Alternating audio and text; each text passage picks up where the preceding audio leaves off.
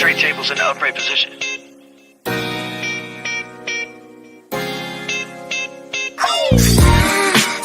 Make me fly. Watch me kiss the sky. Come move around me. It is all it be with you by my side. There's no way I can lose. See me fly. Goddamn, am I gonna serve me? Energy from everything kinetically surging. Better never get another chance to be this young. Woke up to see this sun. New days, I'ma get me one. Been a long road coming, thinking God blessed every run. All a million little pieces we become. Any bucket list, I'ma leave it done. All I need's a good cup of coffee, good plump in the concrete. Hooked up in Brooklyn, took Canal Street. Pump every watch in his jacket, just so maybe I remember this time, everything that happened. Then I'm zipping in my friends a mask where the legal grass is. Just give me the sativa stash. It's been down, now it seems it's backwards. Got a beat from in, now we rolling down the street, just laughing so fly. Make me fly. Watch me kiss the sky. Then you move around me. It is all it be with you by my side. There's no way I can lose. See me fly. Fly. When you move around me, it is all it be with you by my side. There's no way I can lose. See me fly. When I'm with you, my dear, I'm far away from here. Must be the magic. Must be the magic. I found you. Make me fly. That's right. Watch me kiss the sky. Then you move around me. It is all it be with you by my side. There's no way I can lose. See me fly. Oh shit, mouth smooth, cause you reaching new altitudes. Hanging on every word like a mountain view. When we bounce a cruise, fuck them all, I can count on you. Like Bojack and Diane, whole snap and try it. Pep pops in the eye, man. Times get strange and the people keep lying. The truth is the truth, any state I reside in. I am. Make me fly. Watch me kiss the sky. Then you move around me. It is all it be with you by my side. There's no way I can lose. See me fly. Ahora directamente desde West Hartford, Clockwise, el único, el más bravo, el duro, el que nunca nadie lo puede poner abajo porque él siempre tiene toda la lírica para todo el pueblo de West Hartford, para que lo sepan, papá.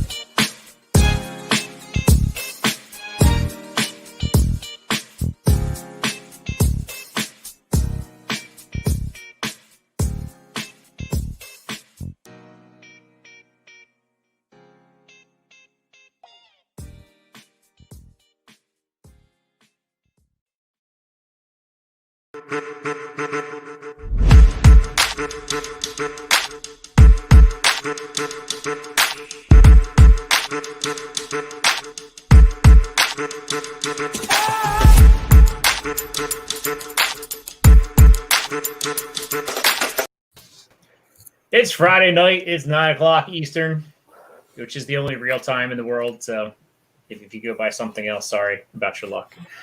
We are joined this week, as always, by Hollywood, who's always up to no good. What's up? What's going on? We are joined by the Canadian Philip Rivers, Dingus. And we have 33.3% of the Big 3 IDP. Adam IDP. There's some math for you folks. That's beautiful. Thank you guys for having me. Wow. Thanks for coming on. And it took a teacher to figure that out. That's impressive. It did, yes, math. I don't even teach math this year. I'm teaching reading and social studies. So, but one thing to get straight out of the gate here. No, I am not becoming a Titans fan. Yeah, he is. I am a man of my word, and I said, we made a gentleman's bet, so here I'm paying up. Eddie George. He's a very good football player. Hall Hall of Famer, I believe, wasn't he? Mm-hmm. You look fabulous in that jersey, I must say. Fabulous. You said earlier it brings out the blue in my eyes. So yeah. It does. Yeah, you do look good in it. You look He real does, good. don't he? He should just come right on over. Well, I don't. It Actually, almost I looks was. good I as was. Venus's You know, beautiful beard down there. the last time I wore this jersey, you know when it was? Oh, I'm probably not gonna like this answer. No, you're gonna love this Super answer. Bowl? The No, Super it's Bowl when, or your- it was when they whooped the Patriots last year in the playoffs. Oh. So you didn't wear it against the Chiefs, so that's what I'm hearing. I didn't know. I like Yeah. Patrick Mahomes. So you're the reason. I now know. You are the reason. Okay, then. Thanks a lot. Yes. So yeah, we are here. I mean, gentlemen, we got to watch some actual real football action yesterday. Yes, we did. It's like a holiday. It is a holiday. Like opening day is always the best day. Is Dan's camera? I can show the jersey here. See, there you go. You can see the jersey. Wait a minute. Can you put that back down? It looked better where you had it. I need to see the screen, so that's why it's kind of tilted up. Fine. You can see these glasses. They're pretty intense. So, and I've been staring at this damn computer screen all day long because, that's my life now is staring at a computer screen for 6.5, 7 hours a day. Yeah, how's the virtual learning go? How's that going? It's going okay. It's going okay. It's just I spend so much time in front of the computer. It's ridiculous.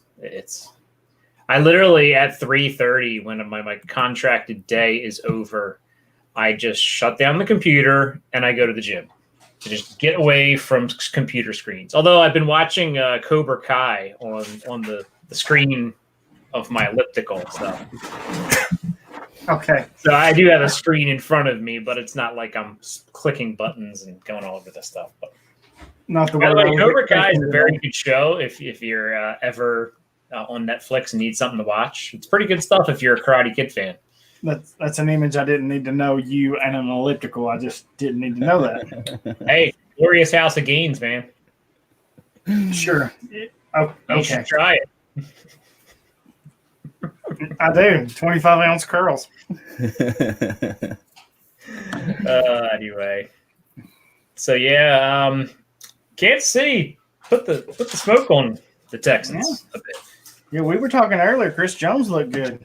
Yeah. Chris Jones looked good. You know who else looked even better than Chris Jones? Frank Clark. Yeah, man. Frank Clark. Clark looked good. I mean, that Texans offensive line still sucks. Yeah, they're horrible. I love it. I don't know which is worse, the Seattle offensive line or the Texans offensive line. It'd be a race. I think Seattle's gotten better. Houston's. I think Houston might have the Seattle's worst one. gotten better each year a little bit. I think Houston's gets worse. I think it's going to be a long year for Houston. will Outside be. of Fuller, do you trust any of those receivers? I mean, God, no. Well, Brady- here's the Brady thing. I Cook's one concussion. had high expectations for Randall Cobb, but with that offensive line being as bad as it was and the Texans having to resort to 12 personnel just to give any kind of protection, I think Randall Cobb is not as safe of a bet as I would have thought he was at the beginning of the season, especially judging. I'm curious to why he didn't play earlier, though. Yeah, I think he was playing plenty of the snaps. It's just I think they needed to pull him out and get that extra protection in there with guys like Chris Jones and Frank Clark constantly being in that backfield. They had no answer for Frank Clark's little dip there because I think it was it Titus Howard trying to keep him under control on the end. It wasn't happening. That was a joke. If Clark had a little bit of a dip, he was gone. I think that one play he had Watson dead to center 3 or 4 different times. Right. Well, I mean, and one thing that I noticed throughout the game was Watson was doing like jump passes like every other play, it seemed like. Yeah. I'm like, is this just how he throws the ball now? He just tries to jump over the offensive line and dump it off to somebody? But David Johnson looked kind of good. He better did. Better than I expected. He looked better than the last 3 years, basically. probably a good time to sell, I think, Yeah. Sell him before he gets hurt. David Johnson last year was very good the first 4 or 5 weeks of the season. Who they got next week? Baltimore. I was gonna say I'm still week one mindset. Come on, we still got a whole lot of. Well, I was just thinking about the sale comment. I was wondering who they had next week. Maybe he could squeeze out another good game, and then. Oh, if they play Baltimore, I wouldn't bank on a big game. Yeah, I wouldn't either. Yeah, they might get down early. So Houston's going to be 0-2. I love Houston. it. Houston's going to suck this year, I think. That's great. I love to hear that. Bill might be finding his walking papers if that's the case. Yeah, that would be a blessing in disguise. Now, we can't have that. He's a good GM. We need to keep him there. Yeah, right. Yeah, for you. Oh, man. We also, and you guys don't even know about this because I was not exactly sure, that we might have another special guest. I mean, we normally have 6. I think we Friday don't have night, 6 now. Well, there's 4 of us, unless you're counting 2 of you or something. I think I saw a dog in there Well, somewhere. usually Daryl sees double anyway, right? So. See, Dingus understands. So that'd be 8. 4 times 2 is 8. Hey, you're the More teacher. So. See, this isn't just an IDP show. This is a mathematics show for you. I know. My brain's starting to hurt. Speaking of, here is our special guest. You guys don't even know who it is. He is joining us from a land down under. Oh, Lord. AJ. It's my buddy. Hey. How's it going? Yeah, good. How's everybody? Good. Yes. So it's 9 o'clock Australian time in the morning, Saturday. So you're in the future. It's 11. It's 11 a.m. 11 a.m. See, I gotta learn your time zone differences. So I just literally expect everybody else to figure it out. I have the utmost respect for guys, AJ, that Australian time zone. We did that Kings Classic draft, and we had Lewis Grover, that he was on that. And we were doing this at like 7. I can't remember what time it was, but it was like stupid o'clock in Australia. Like they were drafting at 4 o'clock in the morning, and I was like, dude, I don't know how you're going to survive this. Like it's brutal. Like for you guys to be part of this fantasy football community, I got to tip my hat to you because the time zone definitely doesn't do you guys any favors over there. No, I tell you, it's with technology nowadays, it's not bad. It used to be brutal. It used to be really, really hard. But the worst thing is the last minute injuries, last minute sort of roster changes is absolutely the worst thing. Yeah.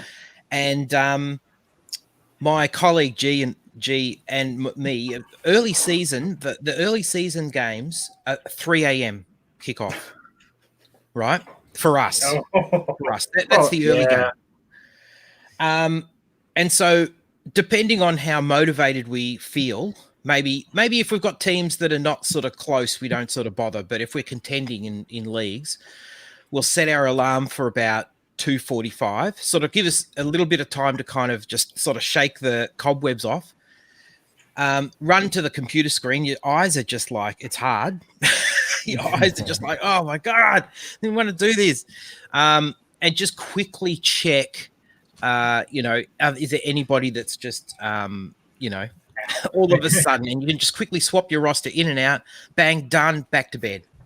I understand that feeling your eyes blurred at 2:45 a.m. I understand it, but it's not because I'm waking up.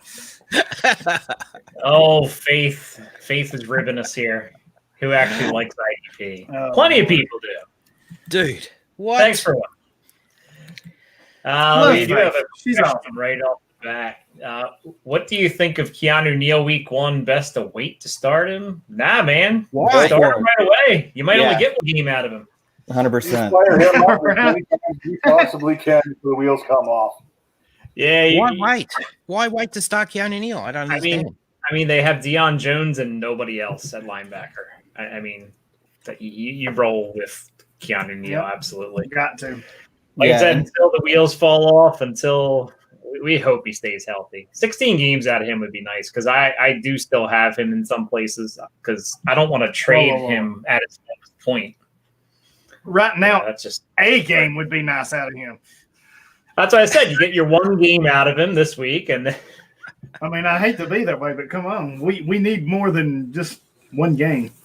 We Or do. half a We game. Who do. they got? They got the Seahawks, right? So there's going to be the ball's going to be in that second, third level quite often between Chris Carson in the run game, and then you've got Lockett and DK Metcalf.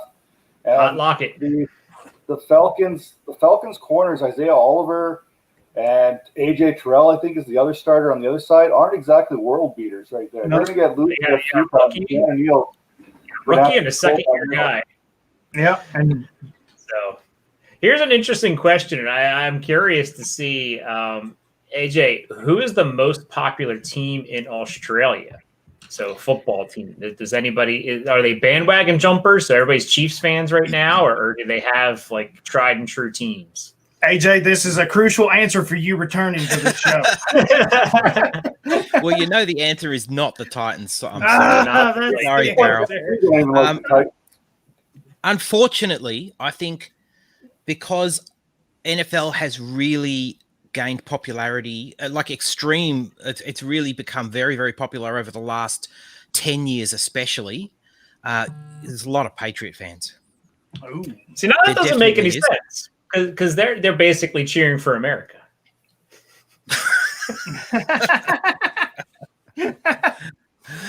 And you know, I guess maybe the whole British affiliation, maybe the wanting to get away from that. So maybe I can understand. Maybe it's a commiseration.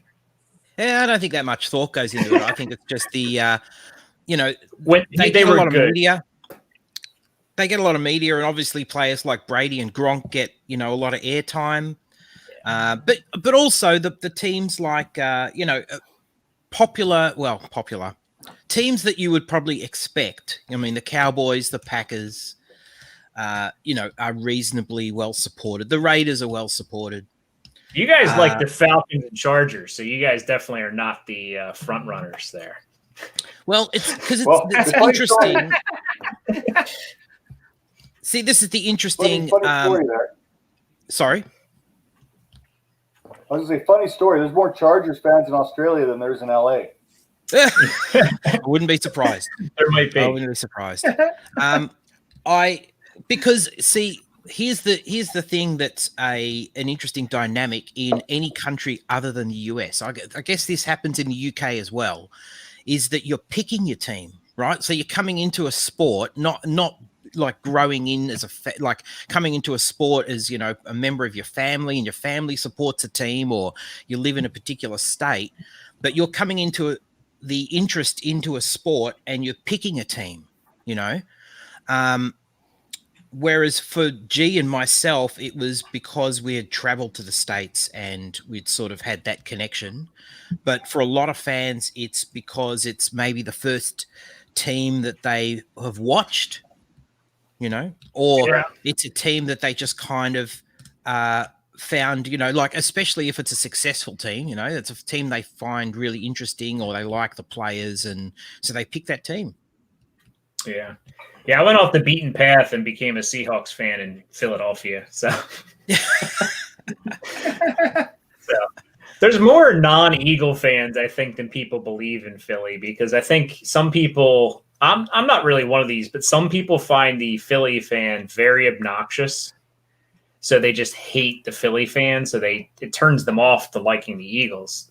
So, and then some people, like me, I rooted for them when I was a kid because my dad beat that into my head at a young age. That's the American way, right? To beat your beliefs in your kids' heads. You're gonna like this team, it's basically, I just strayed, and I liked Steve Largent, so I became a Seahawks fan that way. And I kind of like you guys, you kind of latched onto something and you kind of stuck with it. Right. And Hollywood figured out what Periscope was or YouTube was here. I don't know what you're talking about. Let's say your name right here, Hollywood Titan. Yes. I don't mind the color scheme though, because I'm a Carolina fan, a North Carolina basketball fan. So this is their color scheme. So I'm good. Sure, you play that however you want to spin it, there, buddy. See, I actually lost a bet last week. We bet on last night's game. I said that Anthony Hitchens would get more tackles than Zach Cunningham, and Cunningham got him by 2. Wow. And Hitchens didn't play hardly, like Yeah, 25, 26 snaps, I think I saw. Amazingly, the guy that took him off the field, Ben Neiman, Yeah. recorded 0 statistics. Yeah. He was on the field just about as much and did absolutely nothing. But yet, Willie Gay Jr. is sitting on the bench rotting away. I didn't understand that. I 0. figured he would at least get a few reps, at least, just a handful, if nothing else. Willie Gay got a solo tackle in special teams. So he outplayed Neiman on like his, 5 snaps they had on special teams. Yeah, but zero defensive snaps for Willie Gay. That just I was surprised. surprising. That will be rectified next week. I think you have 4 linebackers played something like 36% of the snaps. No one had more than 35% of the snaps. I can't remember what that number was. Like Mike Woolard said today, if you have any questions about the Chiefs linebackers, the answer is no. No matter what, the answer is no. Right? Yeah, I'm going to jump on the Twitter machine here, and I'm going to fogged face mask Wendy's menu. And that's Andy Reid's Twitter handle, I think. And we're going to tweet at him. Willie Gay had 1 tackle on special teams, and your starting middle linebacker had 0 tackles, and he played like 3/4 of the game. Like, fix this. So, yeah. I mean, that's why a lot of people are saying pump the brakes on Jeremy Chin, because a lot of these rookies. I mean, obviously, Clyde Edwards-Helaire, it didn't matter if he was a rookie or not. He had a pretty good game. It did feel like Kansas City was kind of in cruise control, though, right? Like, I mean, it didn't seem like they had to really force much. Adam, that's a perfect time to put Willie Gay in and get him some reps late in the game. I mean, the game end. I mean, if you let up a touchdown late, you're still up by like 3 scores or something.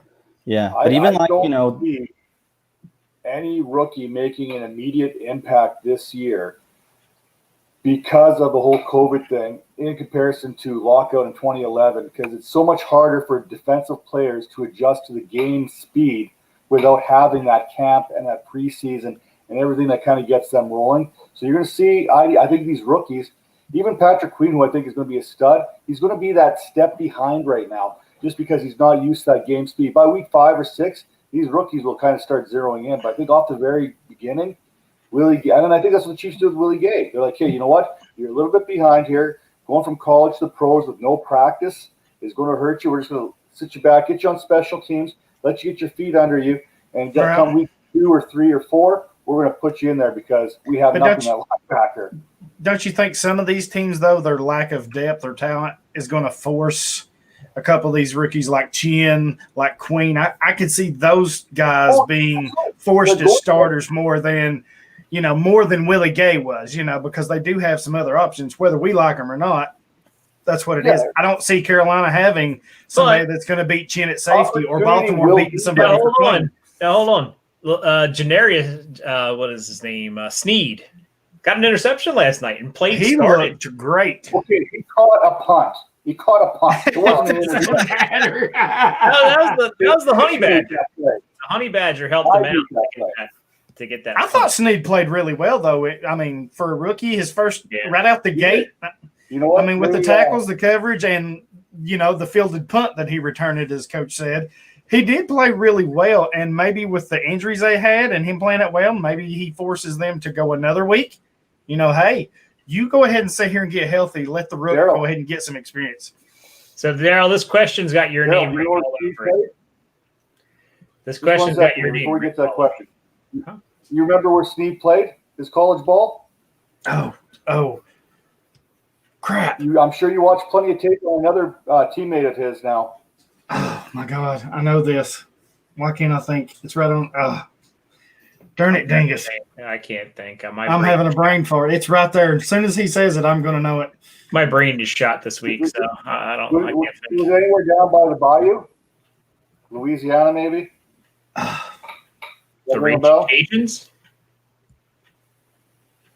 No.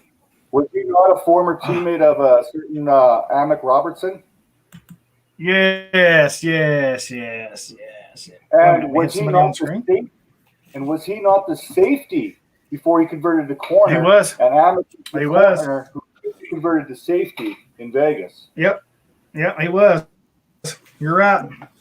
So we'll get to this question in a second. Kyle joined us. What's up, guys? What's going on? Kyle who? Yeah. Kyle and Coach, I guess, put down the boxing gloves and didn't fight it out this week. They said there's room for both. I gave Coach the victory. Yes. Anyway, we get this question. Jordan Rains asks us, how far down season-long rankings did you guys move Danielle Hunter with the IR news? Unless he misses more time than expected, I've not moved him anywhere. Well, I mean, if he's going to only be out these 3 weeks, I'm not moving him. And if it's longer, then I'll move him. But 3 weeks, I'm not moving him. I would take Garrett. I would take Bosa's, both of them. And I would take Jordan ahead of them at least. Okay, I'll give you Garrett on this one. I'll give you Nick Bosa, but I ain't putting Joey Bosa because he's going to be on the IR here in a couple weeks himself, right? That's how that Attaboy, Dingus.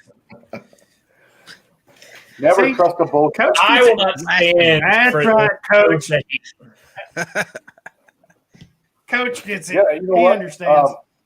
Pull up Sean's comment here. I think he probably channels this whole Danielle Hunter situation. Yes, as far as Kyle moved Dingus out of the top IDP experts list.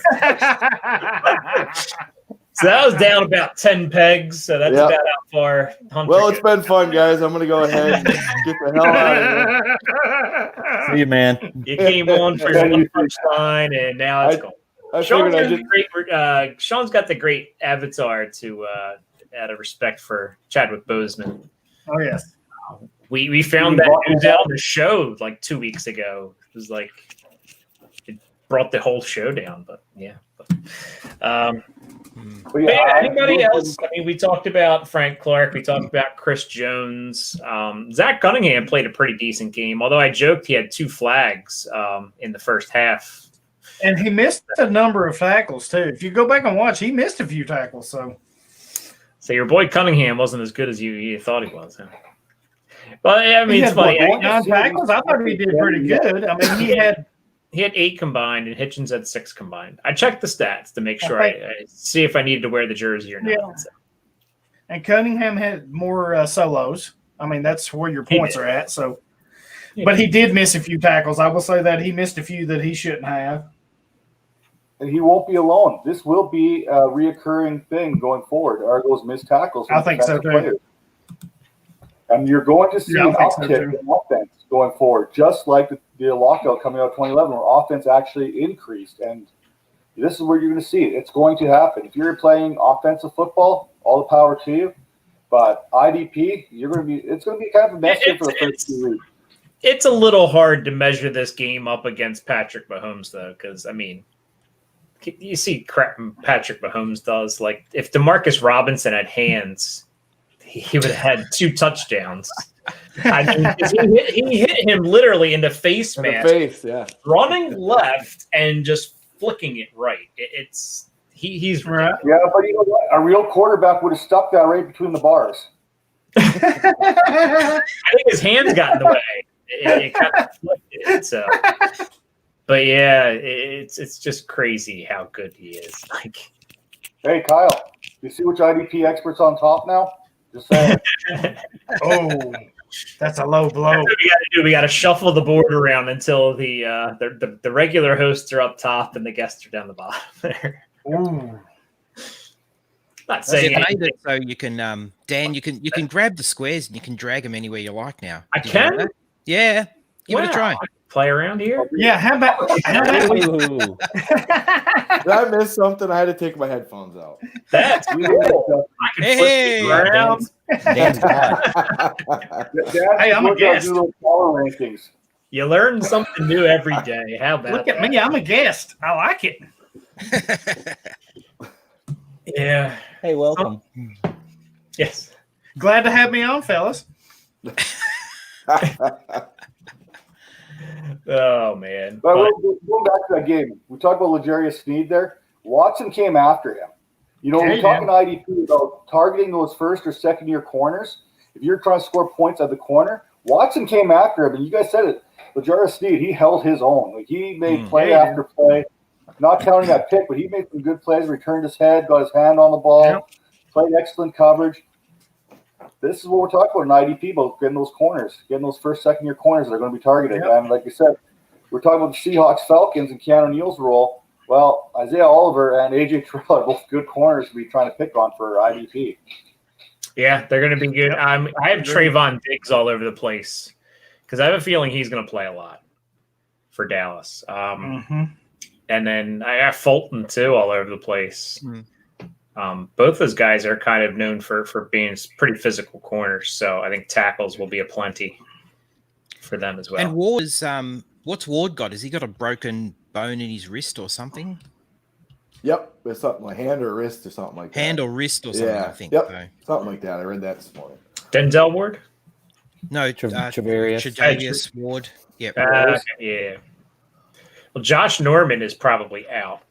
We got a bunch of news going on today. I mean, now all camp all we've heard is, everybody's doing good.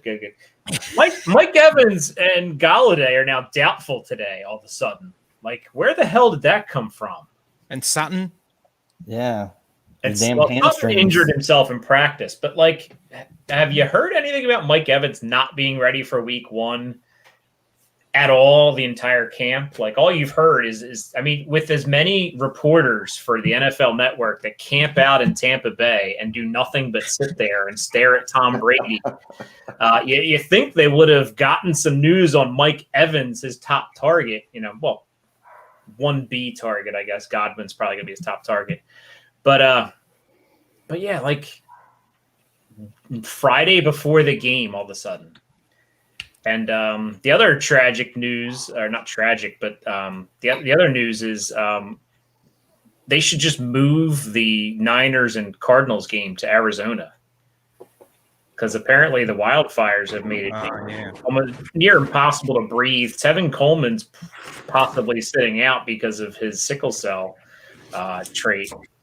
So, Kyle Shanahan said he's leaving it up to him, but there's some doubt whether or not this game should be played. And I'm like, they're division rivals. Just switch them. There's no fans to deal with in California at all, so just switch the games. Is he really sitting out because of sickle cell, or is he sitting out because Jerick McKinnon? King is going to go starting rumors about the 49ers backfield here. Keanu Neil, I guess these are DBs. Tremaine Edmonds, Bates and Neal, Terrell Edmonds, Bates and Neal. Bates and Neal. Sean Williams is out, so yep. Yeah, I'll go. Bates and Sean Williams are out. Terrell Edmonds would be, I guess, the third. Jenkins has a nice matchup too. It's not he does. Bad. He's gonna be plugged into that Von Bell role. They paid him handsomely. Are they actually gonna run the ball though? If you look on Twitter, Rojo's the best running back of all time. So Fournette is too. So they're just going to run the ball 90 times with Tom Brady that they brought down there to easy. They're going to run a power eye with Fournette at fullback and Rojo at tailback. There you go. So yeah, I think it's Neal and Bates and Strendis or Strendds, maybe they're the dentist. No Pod on Spotify. No. We kind of have kicked that around, and I think we're just going to have this a live show. You can check us out on YouTube. You can check us out on the Periscope. We're on a couple Facebook groups, YouTube. You could throw YouTube on and just kind of, I guess, I don't know if it works if you shut it off. Depends, I guess, if you pay or not. But yeah, I think we're going to leave it on as a live show. I think we like the live deal. You can always replay it the next day. Throw it on while you're working. Stuff like that. Sean's got another question here. Are we going to see J.J. Watt playing more interior this year, or is this just for the Chiefs game? I mean, honestly, the Texans run a 3-4 defense. I think you're going to see more of that. Technically, he is like an interior Right. lineman if you're going based off of the, Aminu was playing a lot inside too. Yep. Yeah. I mean, and that's the problem And with one guy that kind of stood out for him in short yardage was PJ Hall. Yeah, BJ Hall looked good. Yeah, he did. I didn't hear. Yeah, he did. I didn't hear Blacklock's name mentioned once. I don't think so. No, I didn't either. He only played a handful of snaps. Like he played 10 maybe. Right, but I do think you see J.J. Watt playing a little more than he ever has on the inside. I think they're going to match up, try to match him up where he can just move around. They can't just fixate on him. And he had some good plays last night from the interior. You could tell that he was a handful from inside. Yep. I'm not going to get. I'm getting squirreled here by the side chat going on. Yeah, no. I'm like, I could see you smiling. I was like, "There's something up here." what is going on? Yeah, I'm not gonna. Warren says, "How much does Bell affect Sean Williams?" I think it does a lot. They paid him, and Sean Williams is almost 30, I believe. Yeah. And I think Bell's gonna take most of his role here.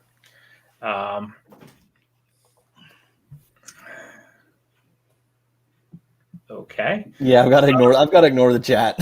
Yeah, I unfortunately can't avoid the chat because. Where is that coming from? Because I don't even know. I can tell Periscope and YouTube comments. What platform is that? Not sure, but someone seems like they're in trouble. Maybe. It's not me. Digest Network. That's on Twitch. I would just completely ignore that. Yeah. It's not me. I didn't do it. Okay, yeah. Now it's getting a little ridiculous. Yeah. What chat are we in? Damn. I don't know. Somebody should probably report that guy or something. Let me report him. I mean, show me the chat. Show me the way. No, I am not showing the chat because come on. It's definitely not going to get posted on this show.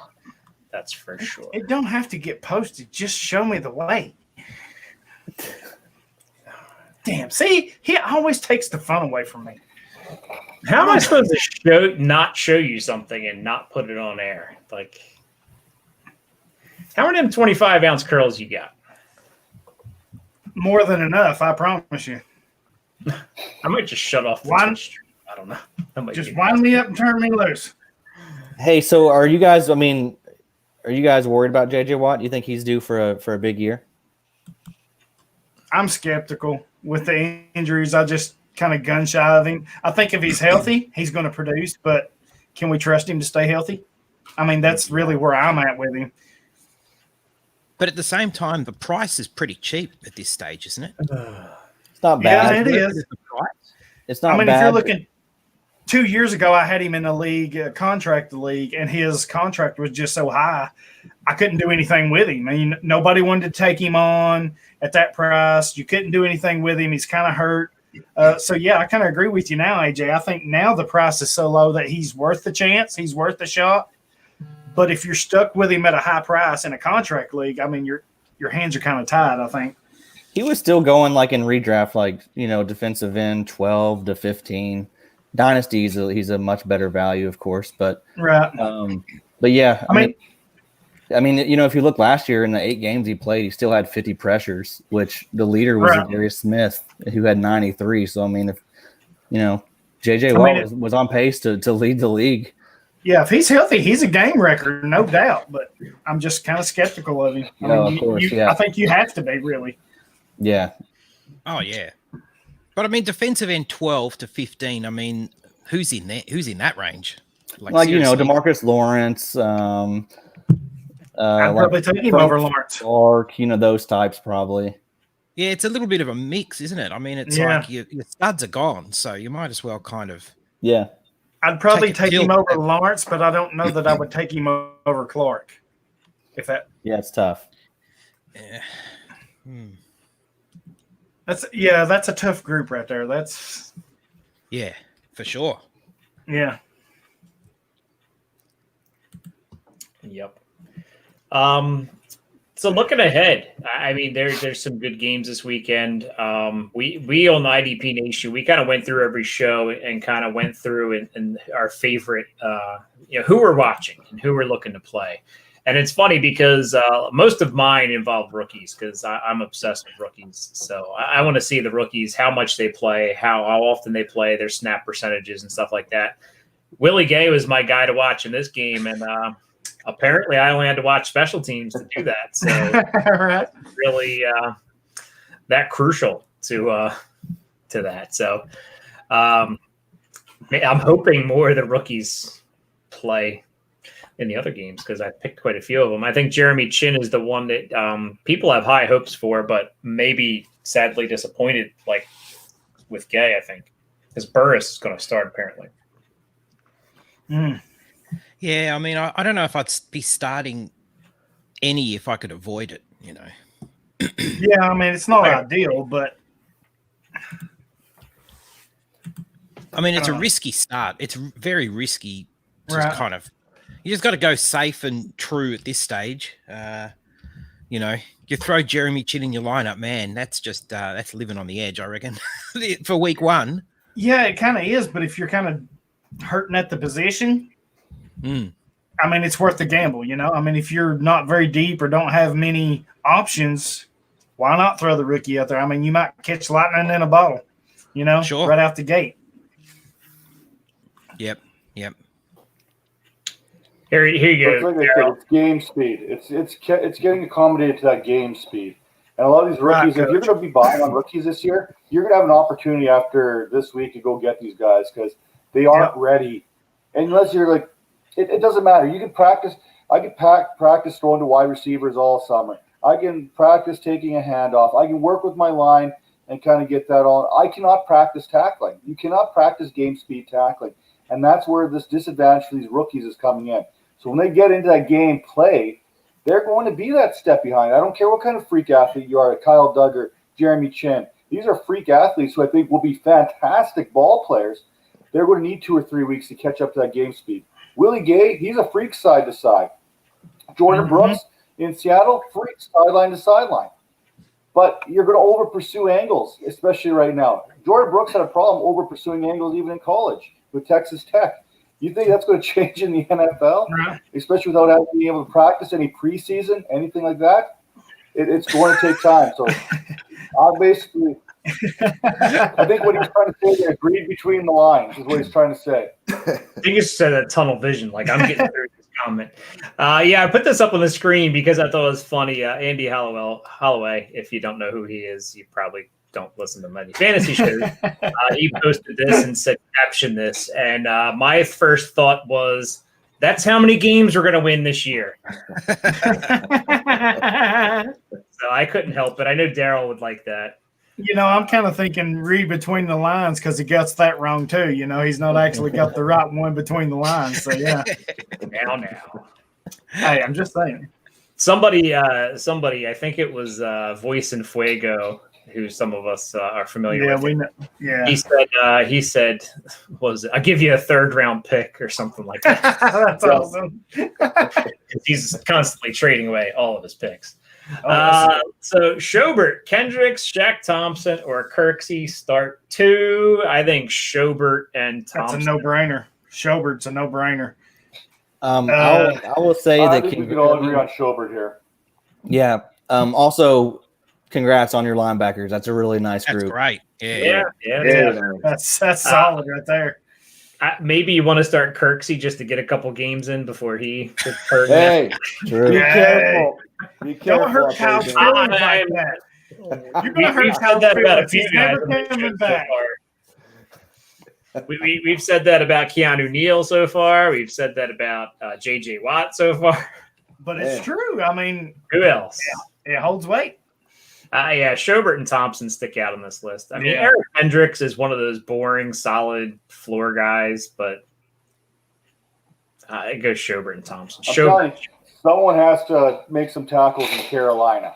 Someone has to step up. They have a huge hole in Carolina with the retirement of the great Luke Kuechly there. So it's got to be Shaq Thompson. It's got to be Shaq Thompson all year. And Schobert and Josh Allen are the only two down there in Jacksonville in a run-heavy division.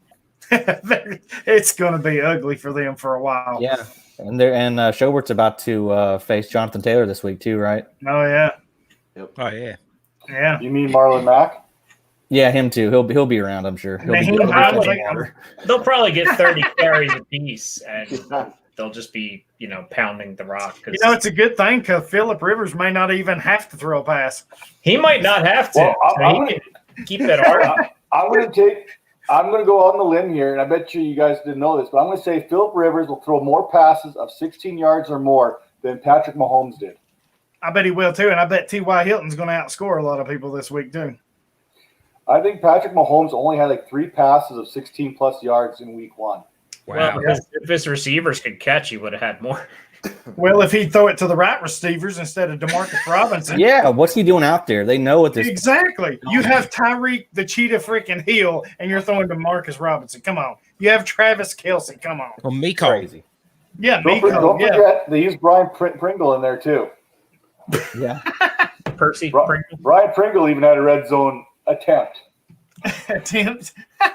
So Orange Man, otherwise known as Johnny the Greek, says Johnny Aquay going to take a break from splitting firewood to split Aaron Rodgers' butt cheeks.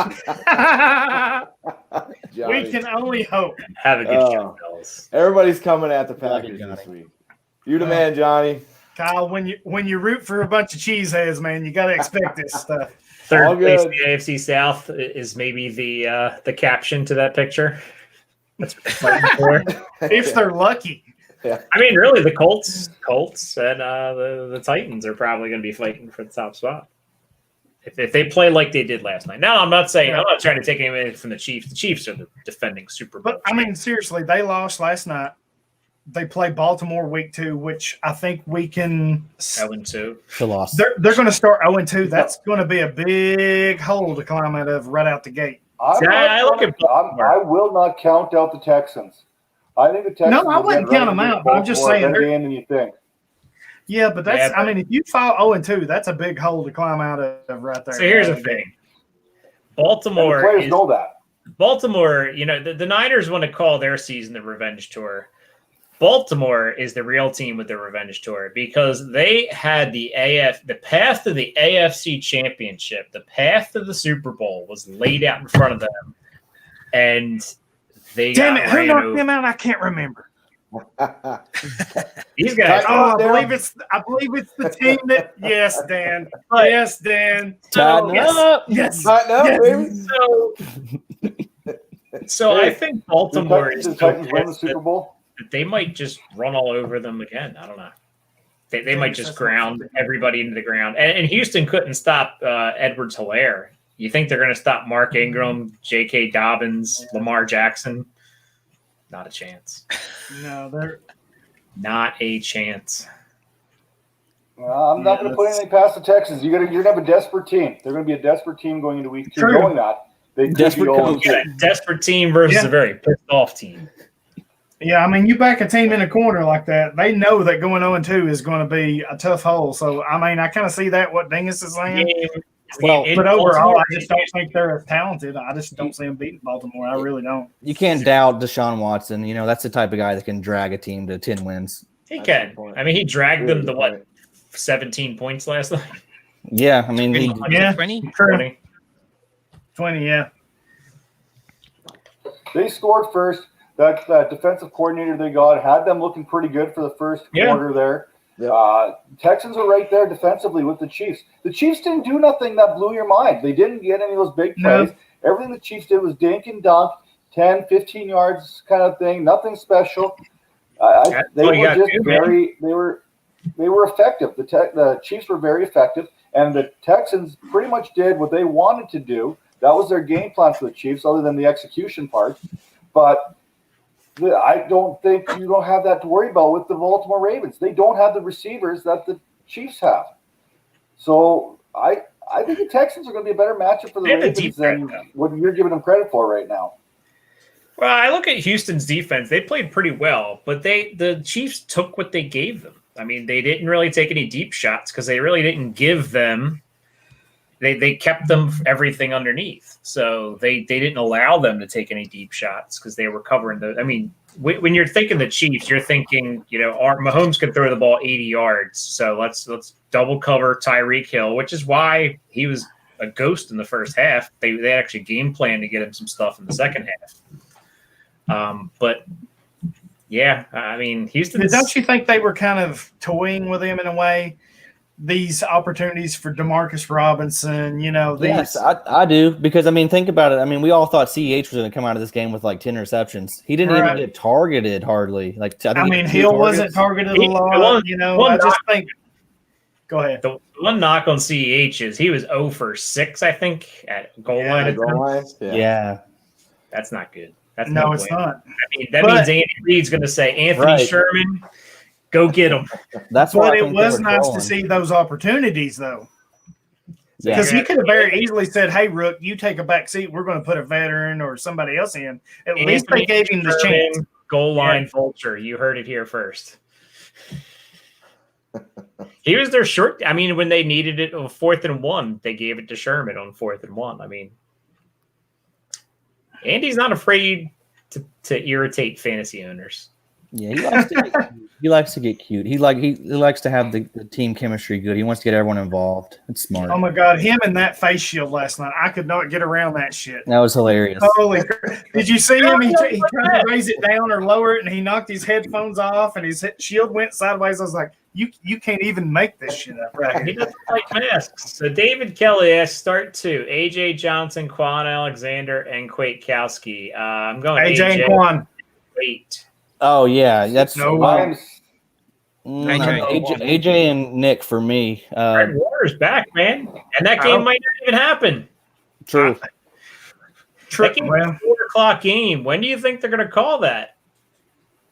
Okay, I'll give you that. Okay, it's definitely AJ, and I go AJ. AJ Johnson is. You boys are all believers, right? Oh yeah.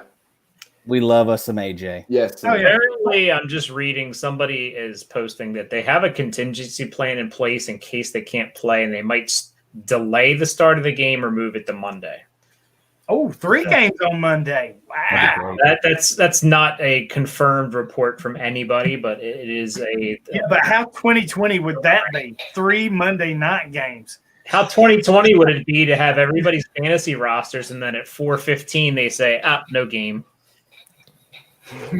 Just to mess with everybody. That would. So I'm sitting Quan with that threesome. You're taking Quan, or you're leaving him out? Quan's the sit for me. I'm giving Nick and AJ. I'm with you.